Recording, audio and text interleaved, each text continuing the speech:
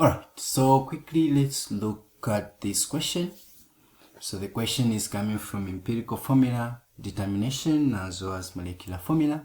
So you can have this type of a question now where you are given the unknown sample. So we've been told that 2 grams of organic compound, upon combustion it gave out 4.8 grams of carbon dioxide and 2.03 grams of water. The compound contains carbon, hydrogen and oxygen.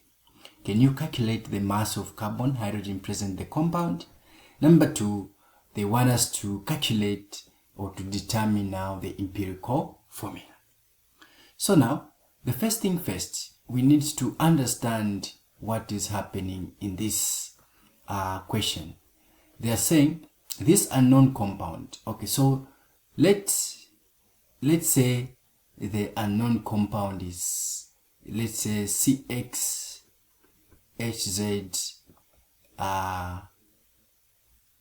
OY. I mean, we don't know the amount, the number of carbon and hydrogen and the oxygen atoms that are present in this compound. So it reacted with oxygen. So what was produced was carbon dioxide plus water. We are saying in oxygen because we're talking about heat, so heat is only supported by oxygen. So upon combustion it was burnt in oxygen and what was produced was carbon dioxide and water. Now what we know is that they're saying we produced 4.89 grams of carbon dioxide and 2.03 grams of water. So now we want to find the mass of carbon that was present in this unknown compound and the mass of hydrogen as well as the mass of oxygen. And then the other information, we are told that this sample had the mass of 2.00 grams. Alright, so now how do we get there? One thing that we should remember is the law of conservation of mass. Mass cannot be destroyed nor created, but it can be converted in other form. So what we mean in this context is that the mass of carbon we had in a sample is equivalent to the mass of carbon that is in the water, in the carbon dioxide. Same applies to hydrogen. The mass we have in this sample for hydrogen is the same as the mass that is there in the water, in water. So in this case, it is possible that if we determine the mass of carbon in carbon dioxide, that mass will be equivalent to the mass of carbon in the water, in the sample. So we are saying the mass of carbon in carbon dioxide is equivalent or is equal to the mass of carbon in the sample, or not just the sample but the same unknown compound. Same applies to hydrogen. The mass of hydrogen in water is equivalent to the mass of hydrogen in the water in the given sample. Therefore, how do we calculate the mass of an element in a compound? So in this case, mass of carbon will be equal to the molar mass of carbon in carbon dioxide over the molar mass of carbon dioxide times the mass of what? Carbon dioxide. So this formula will basically give us the mass of carbon in carbon dioxide. And then the mass of water, the mass of hydrogen again, it will be the mixture of hydrogen in water over the mixture of water times the mass of what? Of water. So now let's substitute what we have here. We have the mixture of carbon in carbon dioxide. So how many carbons we have? We only have one carbon times the molar mass of carbon is 12.01 over the mixture of carbon dioxide, it is 44.01 times, remember these are molar masses, the unit is grams per mole, this side times the mass of carbon dioxide which was produced, it is 4.89 grams. So if we punch that, so you can pause the video and try and calculate on your own and see what we are going to get at the end of the day. So according to my calculator, we are going to have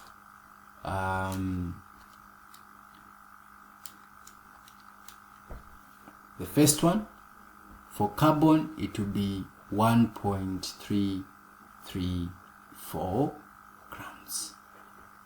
Then for water, so please confirm with me, since there are 2 hydrogen atoms present, you say 2 times 1.008 over 18.016 times the mass, which is 2.03 grams. So you do the same, 1.008 times 2 divided by 18.016 times 2.03, which is, in this case, this mass is 0.227 grams. So in this case, we have the mass of hydrogen as well as the mass of what? Carbon. So now, to get the mass of oxygen, you are going to say mass of oxygen is equal to the mass of the compound minus the total mass now, which is mass of carbon plus mass of what? Hydrogen. So this formula will now give us the mass of what? Oxygen. So this minus mass of carbon 1.334 plus 0.227. So what are we going to have? So whatever we have now, that will be the mass of carbon, oxygen. So I'm getting a 0.439 grams. So this automatically becomes the mass of what? Oxygen. So now we have solved the first question, which is the mass of carbon, hydrogen and oxygen. Then the second part is just to determine now the molar mass, the empirical formula. Now that we have the molar the masses, it is very easy for us to determine now the empirical formula. So now what you know, to get the empirical formula, the first step is to write the symbols of the elements present. So after that, we need to find the number of what? Moles. So N is equal to mass over molar mass.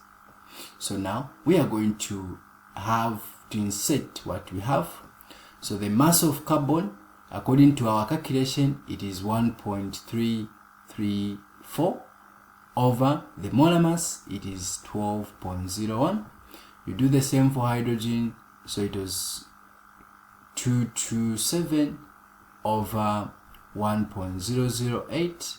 Here it is 0.449 over 16. So now let's punch. So once we do the punching now, so this divided by 0.449 divided by 16, we are going to have, so this side we are going to have a 0.028, and then on the middle we are going to have a 0.225, and then lastly here we are going to have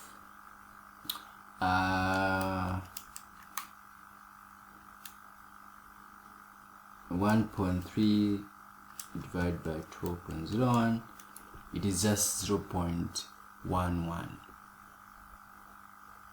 Alright, so once we get the number of moles, the second step is to get the the mole ratios.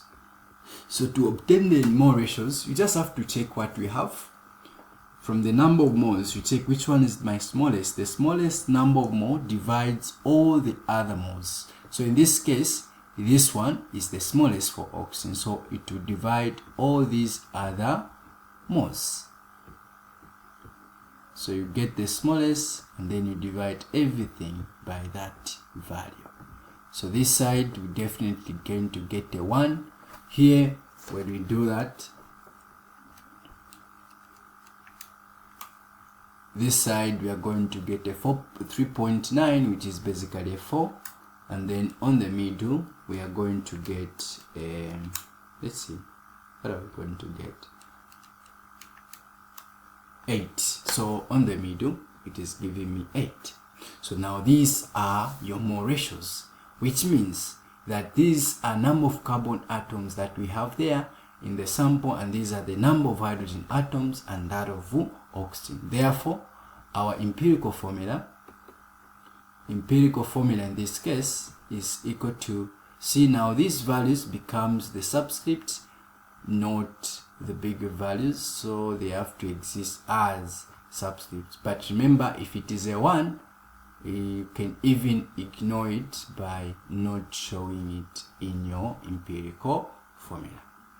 Alright, so for more information you can call 0970 94 10 96. Have a great and wonderful evening, afternoon and morning.